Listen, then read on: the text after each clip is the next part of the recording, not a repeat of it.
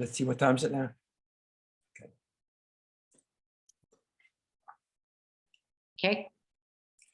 Got it.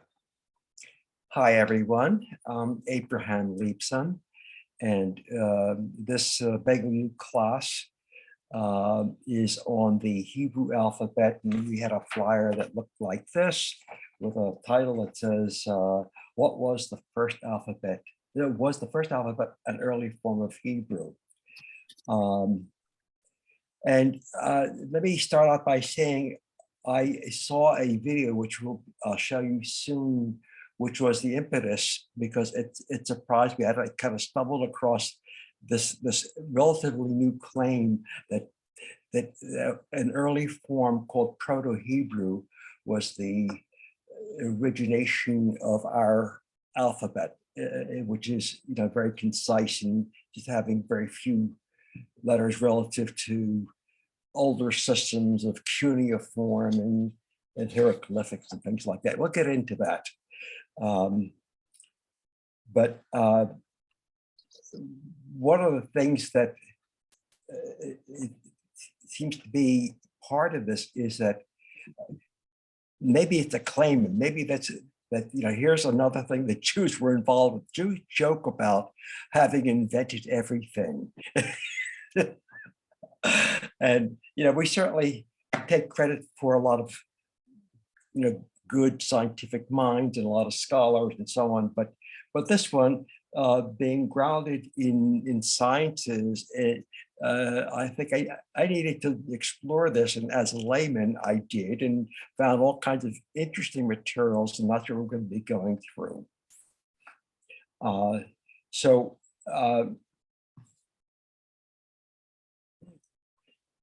I'm also reflecting on those times when I've had the need to communicate in a make-do fashion. In another country, I don't have a translator, and I'm hungry. What do I do? I point a finger to my mouth, and I can, do all kinds of mimes to communicate. And that's how it is. And the world has it is very much connected, but it wasn't. I mean, just think of how recent the internet is. But we have, in our own lifetimes, where people wouldn't travel all that far. People didn't go until the 60s on jumbo jets to Europe and understand about the large world. In remote villages, people in their lifetime might not go 50 miles. So they would develop a dialect. They would and there would be a separation. It would be a cultural and language separation. Think of a Bronx twangs or talk from South Philly. It is detectable. It is different, and over time, the separation stay, it becomes a different dialect, a different jargon. I mean, Yiddish was that way.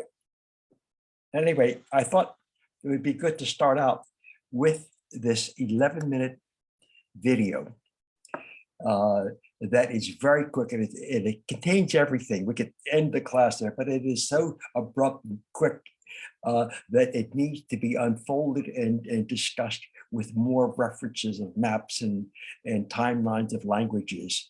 So this would be a good time to do the video. And Jerry, I'll ask you if you would start that now.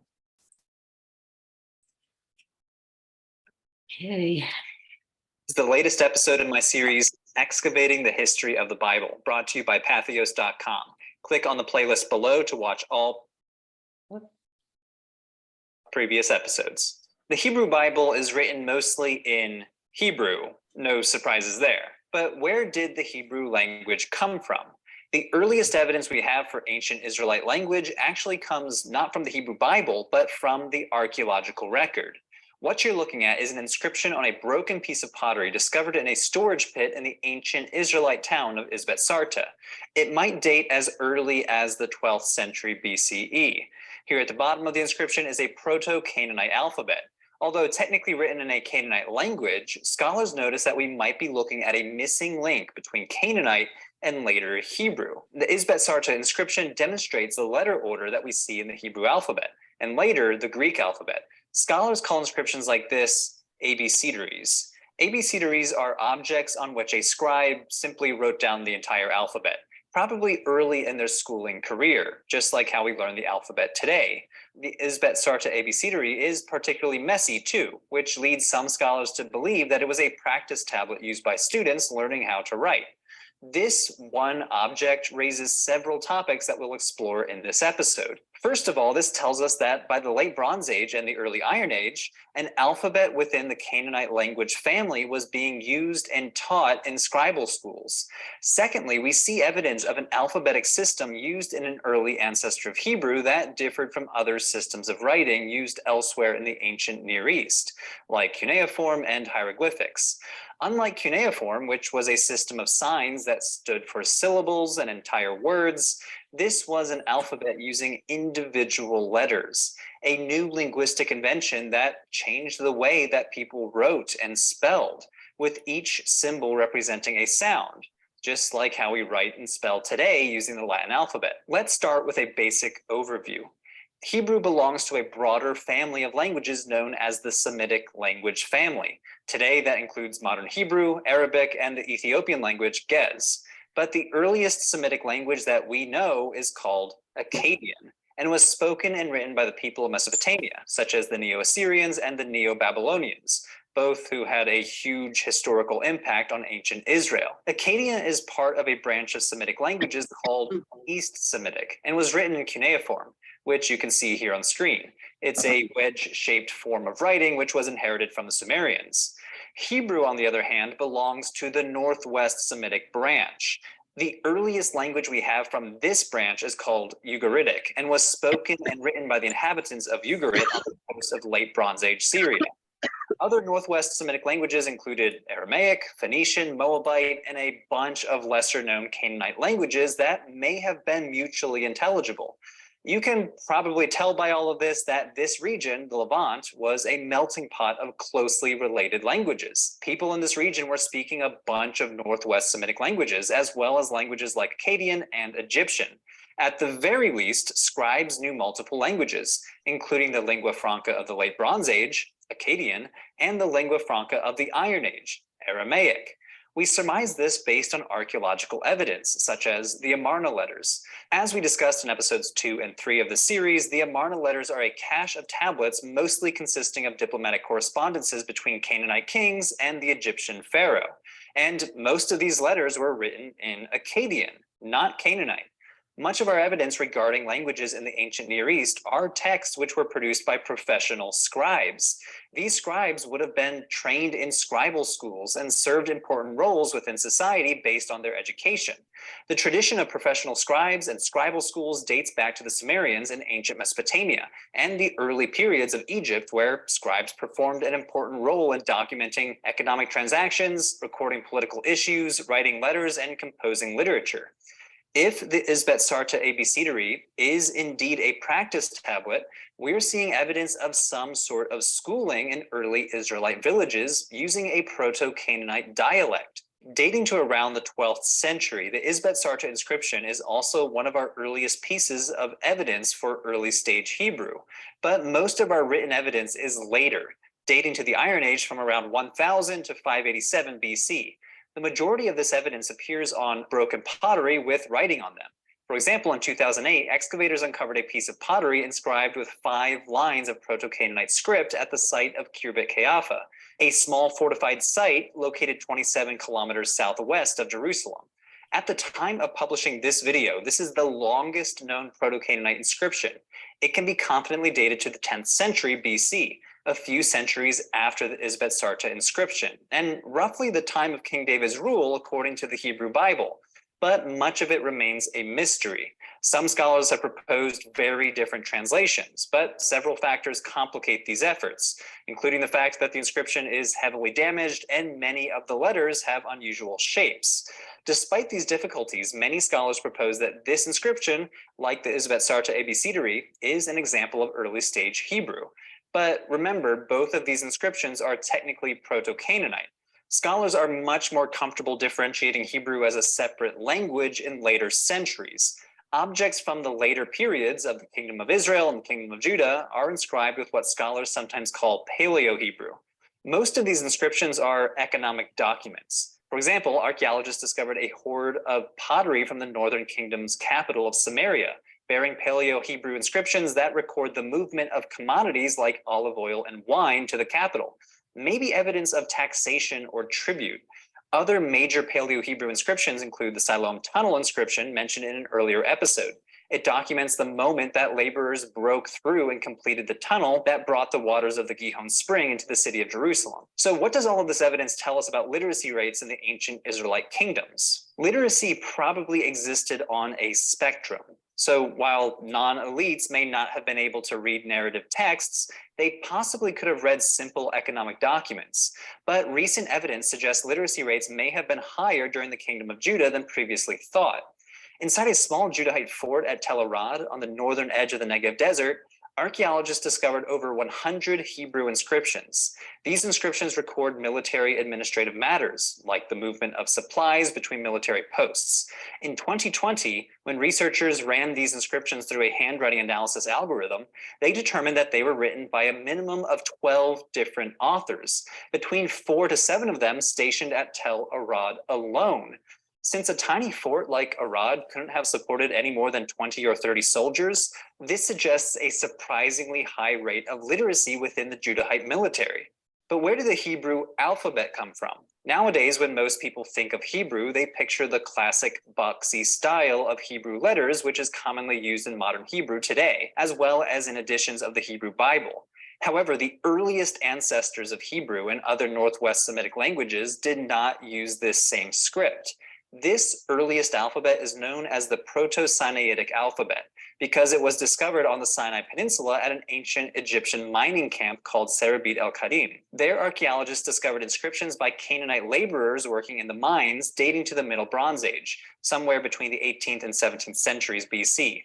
The script appears to be an intermediary stage between hieroglyphics and alphabets that we know today, with each symbol representing a sound, but using pictures instead. So let's take a look.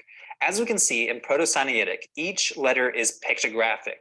A picture of an object is used to represent the sound at the beginning of the corresponding word. So, for example, the initial letter in the alphabet, Aleph, was written as an ox head. This is based on the word for ox in West Semitic languages, which begins with that letter. So it may just represent the first sound in the word.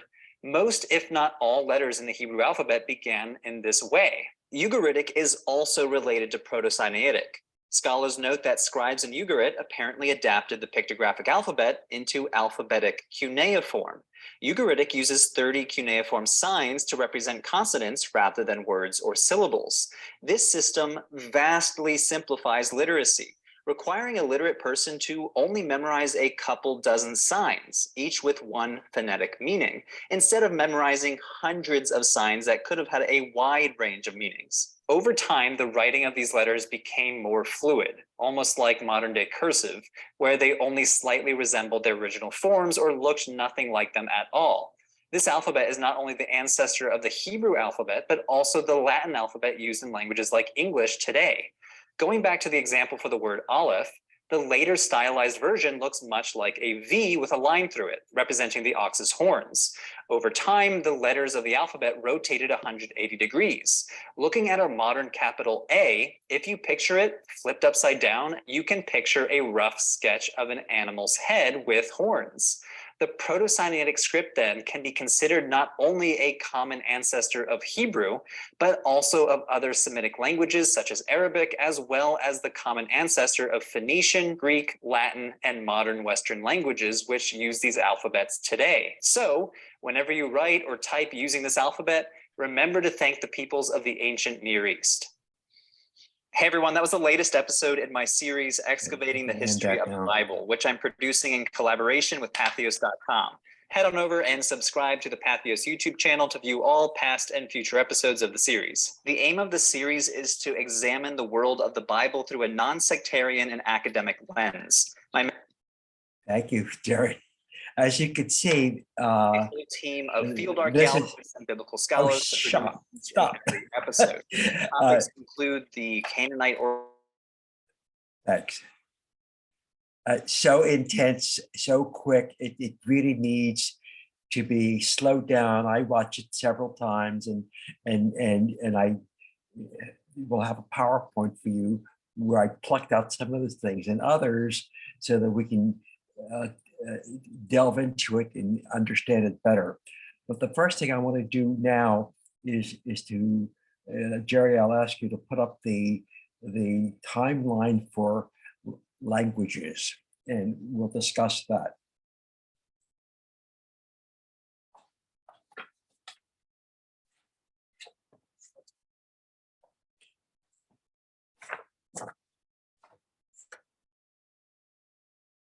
Okay, you all see that? It might be a little fuzzy, but I just want to call attention to, I'm not sure where I found it, but there's so much available. This seemed to be particularly meaningful to me to try to ground myself in where things and when things evolve.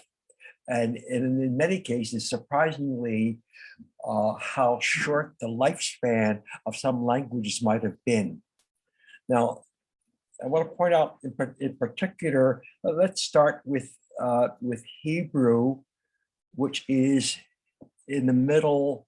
If you look under 1500, thanks for pointing that out, Jerry. And it shows a dotted line, but it shows it starting. It looks like 12 to 1500 BCE. But at the same time, there are all these other languages mentioned in the Bible: Moabite, Ammonite, Edomite, and these are places that are in the Negev, the Jordan, or in, towards Syria, other civilizations. And look at how short their lifespan is. It's like nothing, 200-300 years, and then it's gone.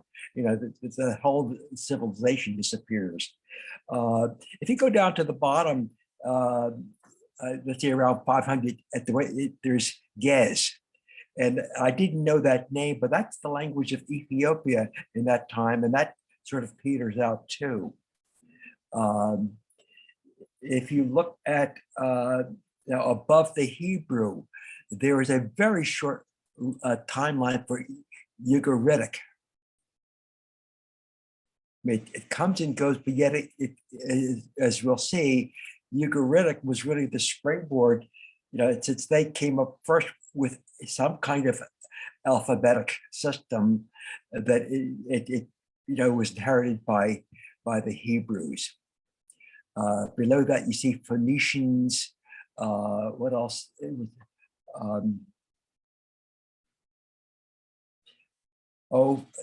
There's in the center around 500. There's Nabatean.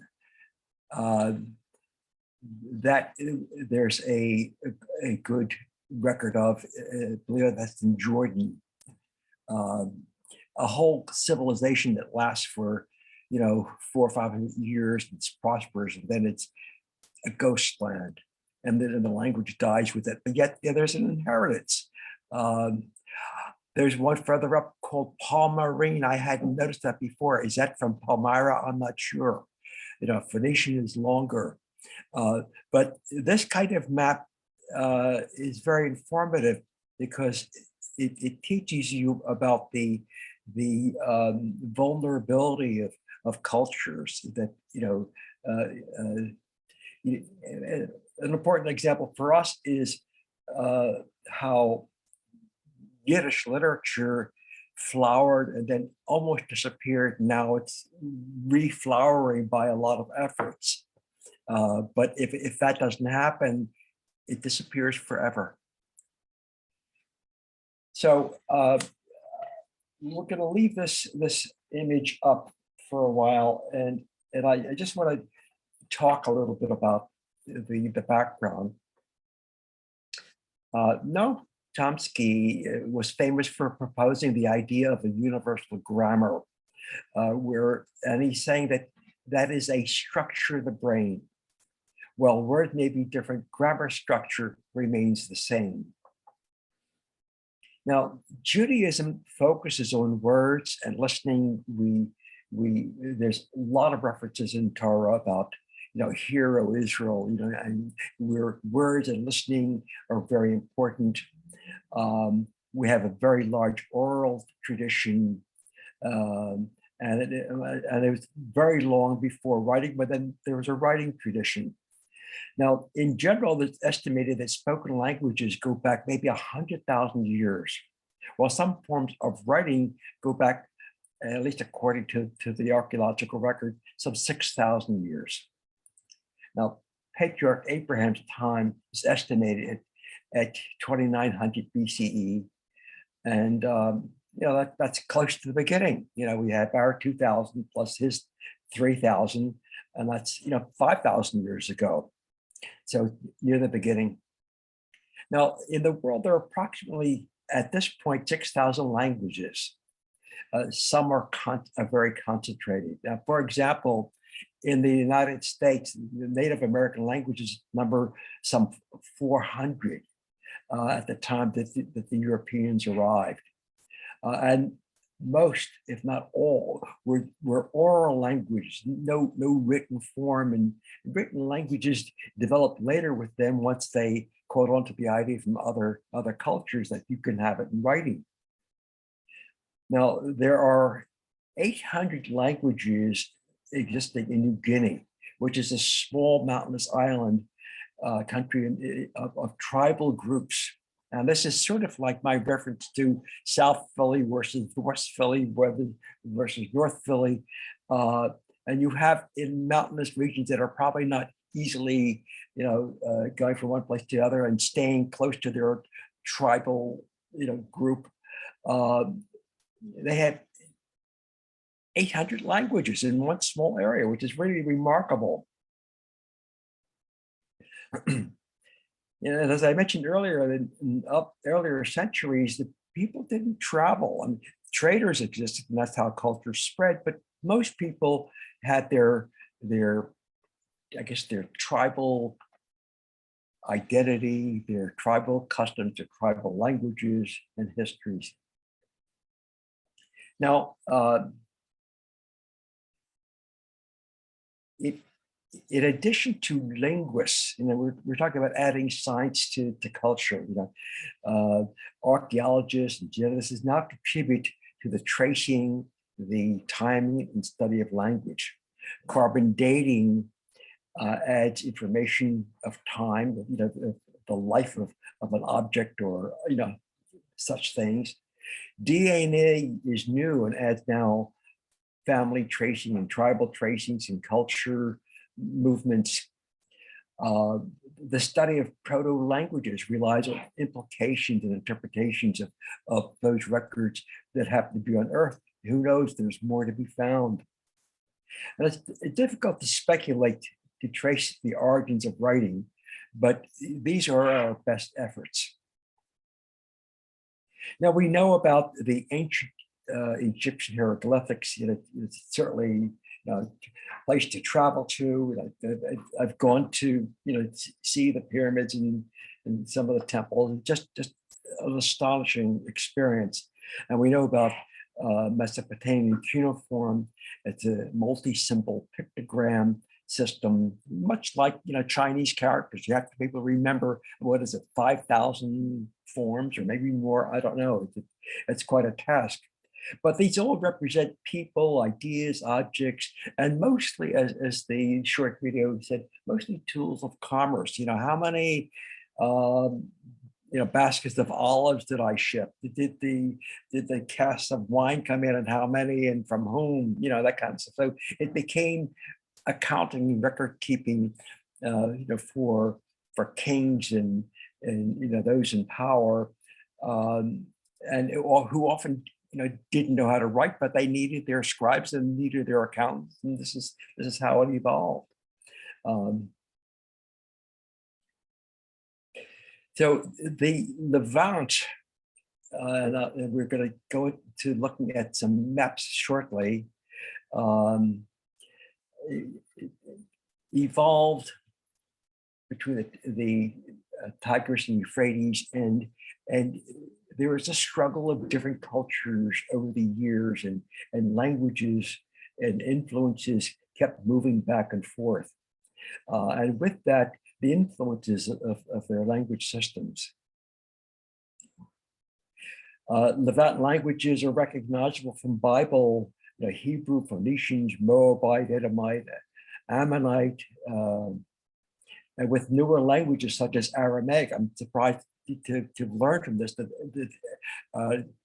Aramaic is somewhere up near the top. I forget exactly. Yeah, there it is.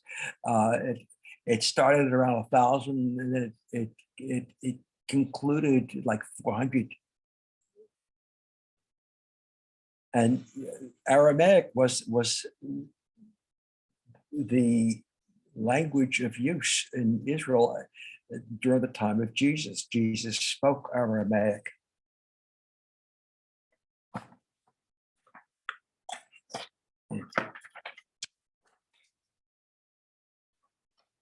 Now, Semitic languages are notable for what's called the non-concatenative morphology. That's kind of a mouthful, but it means where roots are not themselves syllable words, but instead are isolated sets of consonants. Now we have that in Hebrew, 3 letters, and everything gets built on that. Sometimes, and I think it's called a triliteral root, by having a prefix and suffix, but mostly by having vowels. Torah is written without vowels, and this takes some getting used to.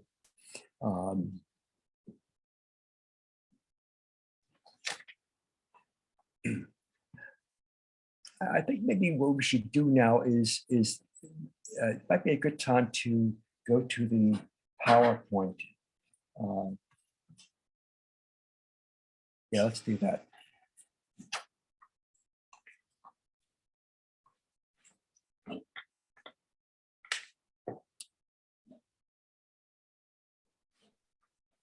It disappeared, Abraham. Let me get it up. Sorry.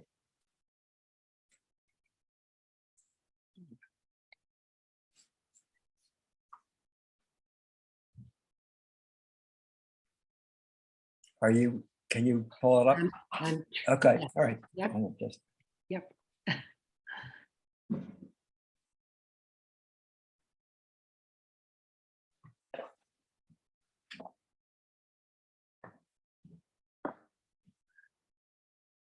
Trying.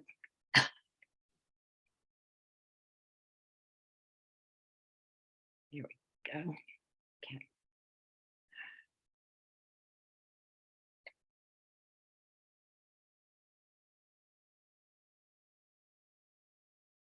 okay. Hey, see that? Yep. So we Great. start with 1, and good. Thank you. All right. This is just taken from our flyer, which shows just a couple of different examples. We'll go on to the next slide, please, Jerry. And this I have in the flyer, and it's what we've talked about before, the hieroglyphics and the cuneiform and what they represent.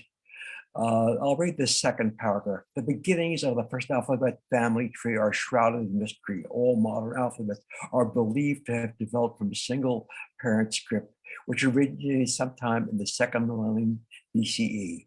Now, a controversial new theory has proposed that the original alphabet was actually an early form of Hebrew. Next slide, please.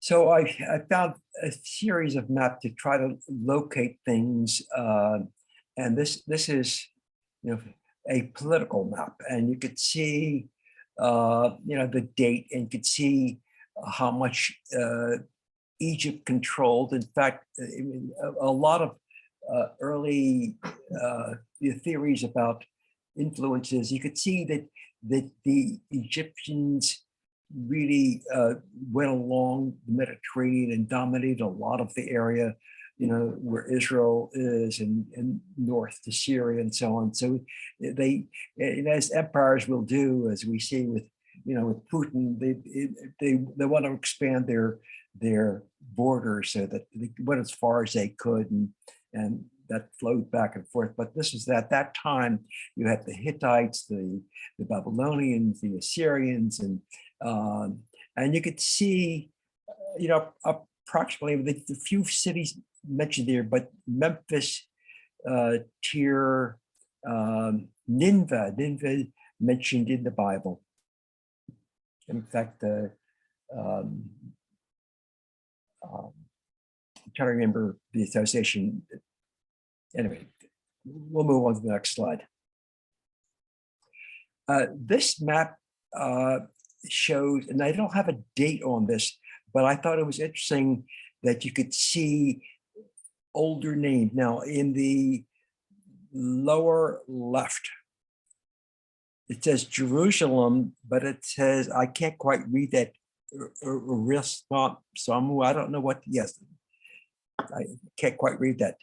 But, and then you see Megiddo. Megiddo is very important in the archaeological record further up. Akko is still there. There's Damascus as you go up the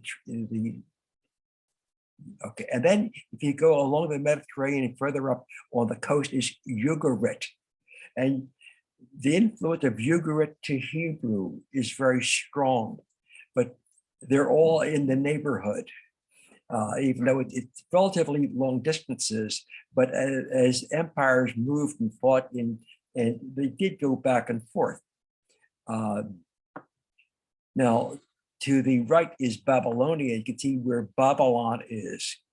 And if you look, you'll see other places that you might recognize even in today's maps. Although I don't see anything at the moment. I know in the next map you'll see names that are very recognizable. Jerry, if you would go to the next map.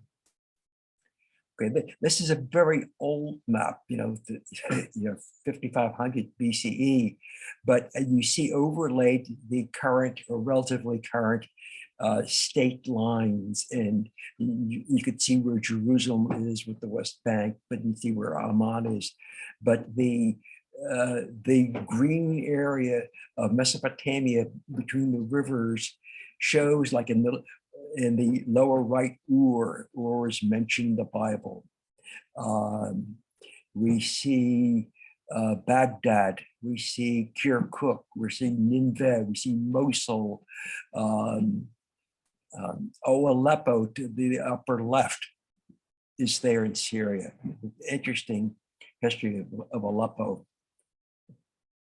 But this gives us a little bit of a handle of the geography and where they are today, but there weren't these borders. Those borders were the fights between empires, and that's where it is right now. Next slide, please. This I plucked out of the video, which showed different classes of languages. And what surprised me here, while we see in the area where Hebrew, Moabite, Edomite, Nabatean, they're all biblical, languages. They are where they should be, and they are within a circle with Ugaritic up higher. But then this other class of Aramaic, which I don't understand how that got to be transferred to Hebrew. I mean, these are interesting things to try to understand, but it makes for an interesting puzzle. Next slide, please. And this is the slide that we've been looking at, and I just have it in here, but we did cover that in trying to understand the meaning of the timeline. Next, please. Okay, again, plucked out of the very quick video, and you can see in cuneiform, wet clay that has a stylus. And look at the stylus; it's the same stylus of a kind of arrowhead kind of shape, but it's at different angles or doubles, but it's like a single kind of stylus that is in a temporary kind of form. And so it uses a tool as compared to hieroglyphics, which are really little drawings, and these have to be remembered, I guess. I mean, unless you had styluses that are carved like that, but it uses a similar kind of stamp method, but it is really pictures as opposed to marks. Next, please. And this appears to be a kind of a combination. It was called a proto-cuneiform, and you can see where there's some kind of stylus, but not a fixed one. It's drawn, but it has symbols on it. The tools really matter, and it changes over time. Next, please. So here we have the cuneiform, which resembles syllables and words. It looks like it's the same tool. Again, it's more like a T shape, but you can see where there are longs and shorts or different kinds of physical arrangements. I don't know what it says, but obviously it's a tool-based system for writing on clay, and these things were really temporary, and if you wanted to preserve that, and in most cases those examples that were found may have gone through battles and wars and have been not intentionally baked in a fire, so they've been preserved because they wouldn't survive if they weren't.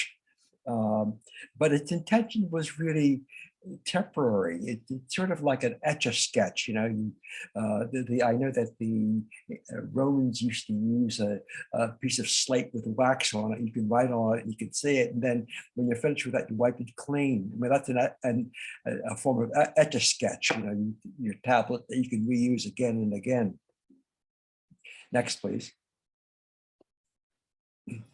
Now, this seems to be, I found this in fact, I think it's probably from the same video in East Semitic language, one of that classification. And it seems to be a variety of different kinds of forms. And I can't tell you much more about it, but it's so different. Next, please. And this is very meaningful because it's not clear to me as to, and I could look that up. The Epic of Gilgamesh is very important. In it really, by some, is the prototype of the biblical story. But it has its own creation. It has all comparable stories, and I don't know if this is the identifier of Gilgamesh, or if there are others historically, but this is the way it would be preserved, and it's one of the most important stories in human history. Next, please. So here we see another kind of chart, and it attempts to show a word as it goes from culture to culture. Sumerian at the top, and then there's two different forms: Babylonian, then it's another form of Babylonian, Assyrian. But you could see an interesting transition, like head. You could see almost like a person standing. That is the person lying down. That is the kind of a form that's similar to that. Then it becomes purely symbolic. If you just look at these things carefully, a bird, like 2/3 of the way down. I don't know how that gets to be a bird. A fish further down. looks like a fish, but then here it's horizontal, here it's vertical, here it loses the fish identity, and then it becomes a kind of symbol. So, I mean, it's just worth examining those changes. I don't know who put this together, but I find it fascinating. Next, please.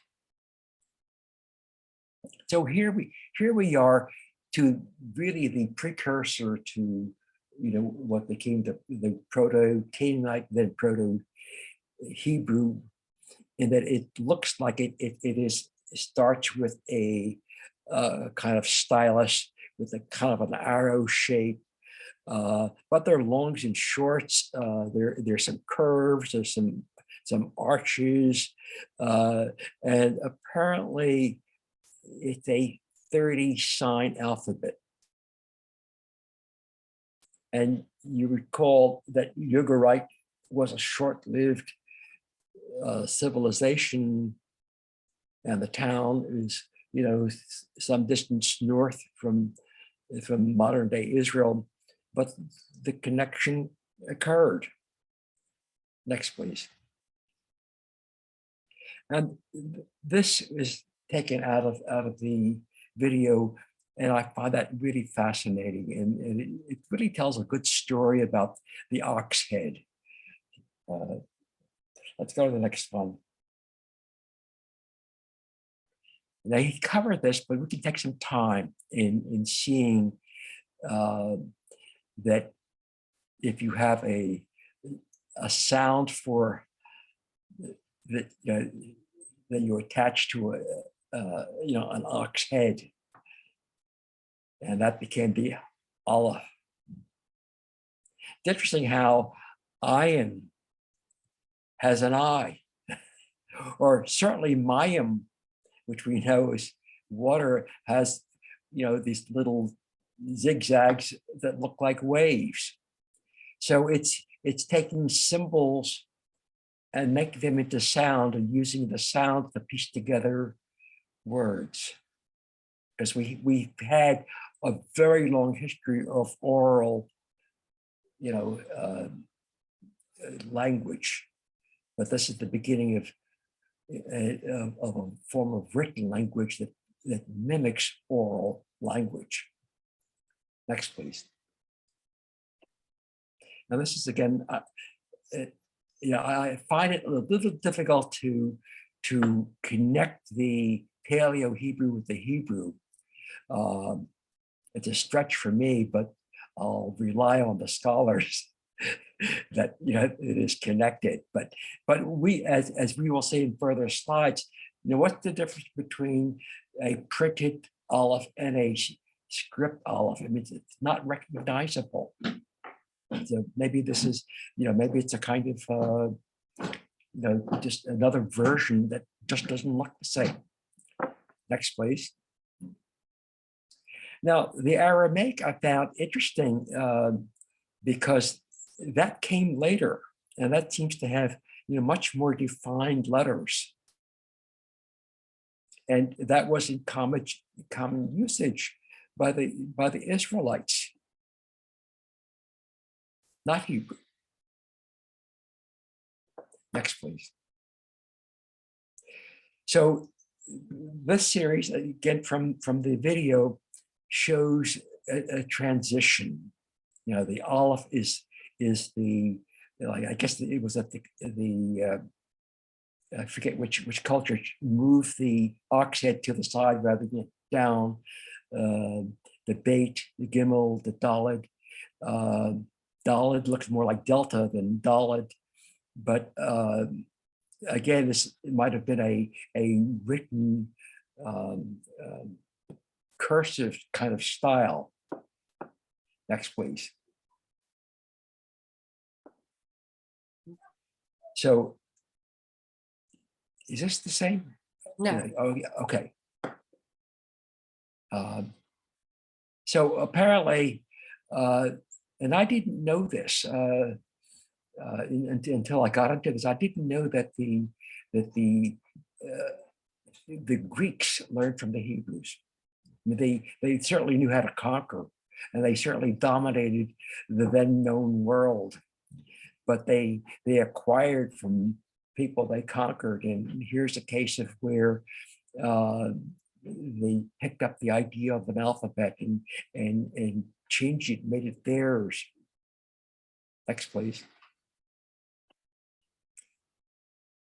And it got converted into Aleph, Beta, Gamma, etc. And then the next slide, the Romans changed it again. And then of course they changed the direction. Instead of left to right, right to left. But our A is still the ox. Next, please. And here we have the modern Roman alphabet, which we use. Next. And here we just spent a few minutes focusing on the differences. I mentioned earlier about the modern Hebrew Aleph, and then you see the script version of it. You won't recognize it. It's different from a Dalet to in one way or a hey. Now the Bay looks similar, but some of these things just don't look similar, and we accept that. Next, please.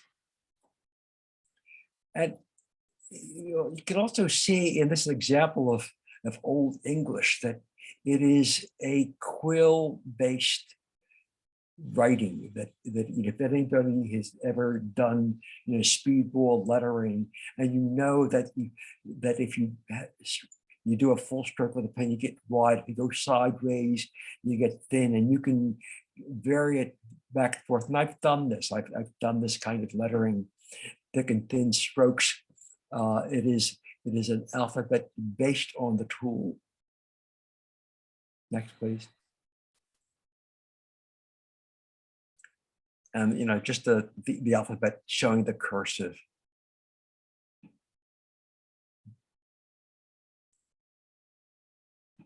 Next, please. And here we go to the pages and you'll see others here of the ox symbol and how it became the A on its side, and how going off to the right you see the Hebrew evolution. But then here's where the Greeks took that Middle Hebrew form, and then it was adapted, and the Romans adapted it, including numbers. Next, please. And here's a whole page full. There's a whole library you can go through this kind of evolution. You can see, in the lower right, a whole kind of chain of forms. If you look, at the B and the D and the E, they just go through morphing over time and handoffs to other cultures. Next, please. So all of a sudden, I'm working on this, and I pick up the New York Times in August, and I see this fascinating story about further morphing of the Hebrew language. And this is just in August. In Israel, a biblical tongue meets gender politics. A linguistic revolution is underway in the quest for more gender-inclusive language for Hebrew. Those modern forms adopted grammatical norms from 3,000 years ago. Not everybody is on board. Of course, our Hasidic friends will say "feh," but others, many schools have picked up on this. And if you go to the next slide, you'll see where there was some school books that are beginning to adapt into gender neutral ideas. Here's Yelad Gadol, Yalda Gadola, Yeladim Gadolim, Yaldat Gadola. So this is retaining the masculine and feminine, but then we go to the next slide. There was a graphic designer in Israel who was dealing with this thing and came up with a whole new alphabet, not an alphabet, but a change, adding, I don't know, something like 11 new characters that were gender neutral, and many schools are adapting to it. Now, if you look carefully at some of the letters, you can see where there's like a yud and a vuv, cut in half. There's like a tuf and a nun. I can't tell you exactly, without delving into those details, but this is they, them. This is, stuff that our own community is into. I can't say that I fully grasp it. I don't, I'm too old to participate in it, but it's there and it's happening, and whether or not it takes hold. You see, it's taking hold in some parts of the United States, some parts of the world, and here, even in Israel, we have these changes going on and being accepted by institutions of education and making it part of a language change. Next, please. Okay, this is the alphabet by this young woman who's designed the new font. If you look at it carefully, you'll see those differences. It's interesting that at the top, at the very left, there's a kind of partial tuff. I don't know what that means yet, but I'd have to get into it, but it's fascinating. And this is how it changes. Next, please. Now, I also, it comes to mind in studying how these languages morph. I've been blessed to be able to go to places like India and experience how knowing English, which was, you might say, a gift from the British to give a common denominator. I remember once standing in line at a train station trying to get a train ticket, and the ticket master understood me and sold me a ticket. But behind me were any number of Indians who he couldn't understand, because there are 55, as I understand, basic language families and so many different tongues, and because the world is changing, there are people who have taken it upon themselves to write these books preserving the language of, for example, Nagaland, which is in the north, Uttar Pradesh, which is in the south. I mean, all the different places. Somebody has to do the good works, just like the Yiddish Book Center in Amherst. They've collected and saved the culture of Yiddish literature, and they've done a fascinating job. Almost one-handed, almost single-handed. This young man, when he started pulling Yiddish books out of trash bins. So here's somebody who's doing that in India. Next slide. This word alanasha, which means hello. I relate to that because I had occasion to in Ecuador to visit with a tribe that spoke Quechua, and these are jungle living, at least at that time, tribes that 25 years ago were headhunters, but they had a spoken language. But here it is becoming a written language, and what do you know? It's gonna, you have it be on Google Translate. Isn't that amazing? Next, please.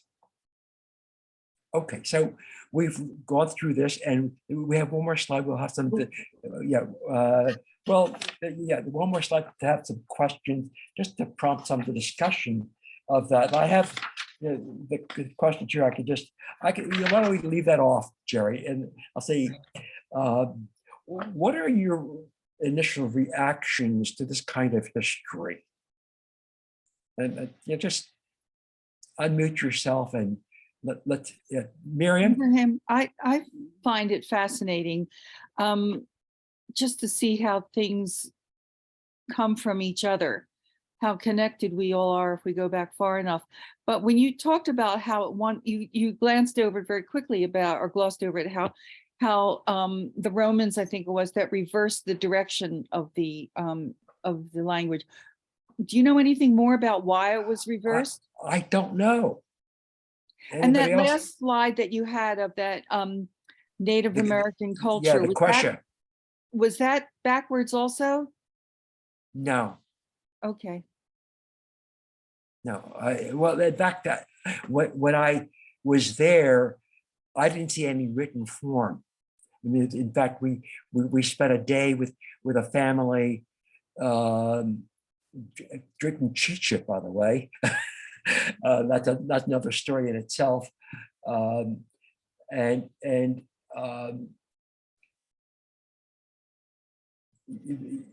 learning about their customs, I saw nothing written. We were, in fact, to ask a question of the man, we had two guides. One spoke English and Spanish. The second guide spoke Spanish and Quechua. So if I wanted to ask a question of our host, I'd have to go through two languages. I was also told that this tribe has a protective body space of 10 feet. That, if I come up too close to someone, it might be a foot, it might be threatening. With them, it's 10 feet. That if you get closer to 10 feet, you might get attacked. That's something you have to learn. So I don't know about the reversals. Mhm. It's interesting. It's interesting that Hebrew has maintained its direction. Why not? I mean, it works either way. Maybe somebody was left-handed. It makes reading music very complicated, How so? because if you're trying to follow a musical score, music is always written from left to right, and then all of a sudden the words that are superimposed on the musical score are right to left. I didn't know that. Isn't that interesting? It would drive me crazy. Yeah, it does. So I wrote some questions, but please raise some of your own. My next question is, what may have driven the symbol to alphabet evolution over the 6,000 years? Any thoughts on that? I mean, it seemed to be working for the pharaohs to stay with hieroglyphics. I mean, the Chinese still use symbols, but yet they're certainly into Western language, because that's the language of commerce and power. Well, I think you said something interesting in the beginning of the class around how all the dialects and the languages were regionally, that was like the locus. And I wonder, as we've become more global as a civilization, the need for unifying language became more important. Just seems, And I don't know, I'm making that up. I mean, it's like, for me, culturally, corporations are kingdoms. Mm. They are empires.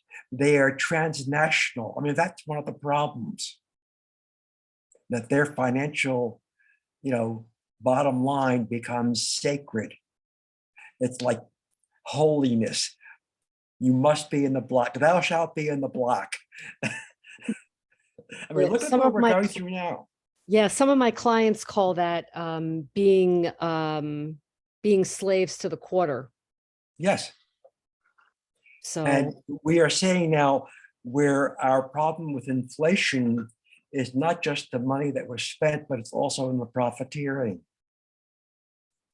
I mean, they insist on getting ahead of the curve so they don't have a bad quarter. Okay, so, Abraham, yeah. I just want to say, what fascinated me is how the symbol became the letter through the sound. And I think that letters can be more nuanced, and the combinations I'm thinking would be more multiple. Well, that's right, because we can really express ourselves a great deal, and it's hard to do that with pictures. Mhm. So that, yeah, I think you're absolutely right that it is more expressive of ideas and of feelings to be able to use words as opposed to symbols. I mean, however, I'll go to the next question that I have here. It is sort of the reverse of that, and that is the advent of phone emoji a reversal or a new shortcut to written language? I mean, all of a sudden I put a smiley face and I don't say much, or a thumbs up. Mm. I enjoy those things. I think to me there's humor and capriciousness and and simplicity. I mean, it's sort of like the opposite of what we're talking about. Well, it's going back to the past. Yes, yes, Back to the Future. And it's interesting that it's called an emoji to communicate an emotion. But it's Yes. in so many different ways, I think. Yeah. But Very there's cool. the phrase, the picture says 1,000 words. So it makes it easier to transmit something that you want to say, rather than write a sentence. You've just got this one symbol, Yes. but you're limited in terms of what you can say. Yes. Yes. So the alphabet is needed to make more nuanced details, to make Yes. things more specific. I think it's interesting that the Chinese have pictographic language, so they have like thousands and thousands of characters, Yeah. maybe 10,000. And Yeah. where that became a problem was when it came to the computer and the keyboard. How do you you're not going to put 10,000 characters on there. So I read this interesting article. I know this is partly why English is sort of conquering the world, but it was a couple of genius Chinese decided we had to come up with something. So they came up with this keyboard of 30 characters. And I don't know the details on how they did this, but apparently it's enough to suit what they need. And I don't know if they had to create a new language, and I don't know how they reduced everything to 30, but it had to do with breaking down, because the pictographs are made up of compound pictures. Yeah. And so I think they broke them down into they figured out a computer program to break out the most used basic pictures, and that's how they came up with, so that they could use the computer. I find myself, what's the word, wary of some of the new features on the iPhones with the word anticipation, and often after the fact I sent something out and it typed something that I didn't mean. I didn't say it. And what's it called? That it's an AI, Oh, autocorrect. autocorrect. Yes, and then to me it's auto error in many cases. I have good news for you. The new update allows you to retract your I messages. saw that. Yeah. Yes. Yes. In fact, for people who are impatient, they say you can type it up on there and then say, set it in 6 hours. And you say, oh, I shouldn't have done that. That's me. It's sort of like this advice about if you write an angry letter, just put it away for a day. Okay. Hard to be really angry. Now, a couple more questions. The Hebrews were called. No, here's another one. Excuse me.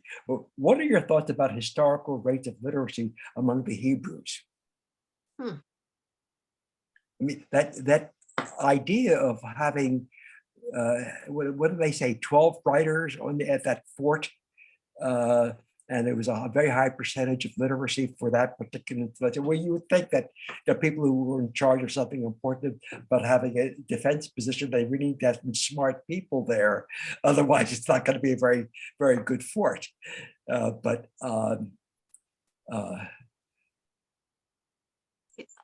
What's- what prompts a high literacy rate? What's interesting, I mean, I'm gonna shift a little, but what's interesting is that there are no consonants Yes. in the Hebrew, ancient Hebrew. They were added later. And Yeah, I wonder if it was just because they didn't have enough, like they didn't have paper. They had like papyri or whatever they had. yeah. And maybe it was not that plentiful. So maybe they, Well, that's true. That's and true. they, In fact, so they had this condensed language that lends Yeah, itself somewhat to, I mean, you need a culture to understand what something is saying. You need to understand it before you understand it. Without the to me, so papyrus was indeed the disposable or almost disposable kind of thing, but using animal skins like the Torah uses, there's a word for it. I don't remember, but I looked it up, and it is where the animal skin is reused, oh, and you scrape off the old stuff because it's Okay. too valuable, and then you write the new document. And what modern science has learned is you can see through the existing writing and see the impressions of the old writing, and they have discovered much important historical information that way. What was on this vellum before? yeah. Interesting. Okay, now Hebrew is called, the Hebrews were called people of the book. Now, is that justified? Maybe in written form. I mean, everybody, they all had cultures, but maybe Hebrew was all oral for a long time before it became written. Well, It's when was interesting. that name ascribed to us? I- When did that name? I don't know. Okay. I don't know. That's a good question. Yes, Judy. I- Yes. Shouldn't it be Hebrews are the people of the scroll? Because Yeah. Oh, you're right. Yes, it's not a codex. Right. Yeah. Yes. Yes, that was a whole transition itself from scroll to codex, the bound books. And finally, can you think of any localized variations in written or spoken language? I alluded to that. Growing up in Philadelphia, I remember, going places and somebody, you're from Philly. How did you guess? But you certainly can identify people from, Long Island or, wherever, New England. Mhm. So can you think of any examples of where you've encountered variations that are noticeable? Maybe now, not so much in recent years, but just think about since the 60s in television and the homogenization of culture. Mhm. Maybe that disappeared, but certainly when I was a kid, it would change from Kensington to Northern Liberties, or from, West Philly to South Philly. I have a really funny story if you don't mind Sure. if I Yeah. curse. Do you guys mind if I curse? Okay. Okay. So I met a new friend when I was in my 20s, and we're out to dinner, and she goes, "Can you pass me the fuck?" And I'm like, "Excuse me?" She's like, "Can you pass me the fuck?" And I'm like, "What?" She's like, "Just pass it." And she had such a bad Boston, I mean, so pronounced Boston accent that she was saying fork. It's just so funny. So that really taught me a lot about Yeah, accents. Yes, Well, Nancy. even even words. For instance, I have a friend from Wisconsin, and she calls a water fountain a bubbler. Ah! And anybody who says the word bubbler, I know, oh, they're from Yeah, Wisconsin or yeah. thereabouts. Yeah. Yeah, yeah. Well, this has been an enjoyable session, and we're about out of time now. It looks like it's that time to close up, and I appreciate you all attending, and I hope you've enjoyed this. Thank you. Thank you, Abraham. I always learn from you. Thank you. Thank you. Thank you. Wonderful. Enjoy, enjoy the rest Bye, of the day. everybody. Yes. Take next- care. Can you send the link to the movie or the Yes. video? Yes, we will do that. Jerry takes care of that, and as soon as Oh. we have that, I'll pass it on to you. Yeah, I have to listen to it at least 5 more times. Yeah.